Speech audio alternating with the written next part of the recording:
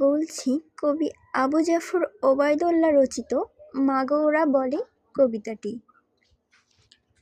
কুমড়ো ফুলে ফুলে নুয়ে পড়েছে লতাটা, সজনে ডাঁটায় ভরে গেছে গাছটা, আর আমি ডালের বড়ি শুকিয়ে রেখেছি। খোকা খোকা, তুই কবে আসবি, কবে ছুটি? চিঠিটা তার পকেটে ছিল ছেঁড়া আর রক্তে ভেজা। মাগো মাগো ওরা বলে সবার কথা কেড়ে নেবে, তোমার কোলে শুয়ে গল্প শুনতে দেবে না। বলো মা, তাই কি হয়? তাই তো আমার দেরি হচ্ছে তোমার জন্য।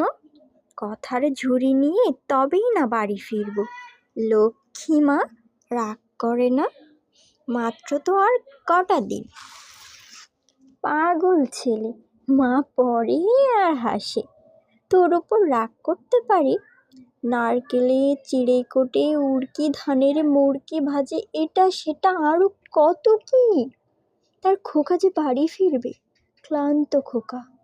কুমড়ো ফুল শুকিয়ে গেছে, ঝরে পড়েছে ডাঁটা, পুঁই লতাটা নেতানো। খোকা খোকা এলেই ঝাপসা চোখে মা তাকায়। উঠানে ওঠানে যেখানে খোকার সব শকুনেরা ব্যবচ্ছেদ করে। এখন মার চোখে চৈত্রের রোদ পুড়িয়ে দেয় শকুনেদের, তারপর দাওয়ায় বসে মা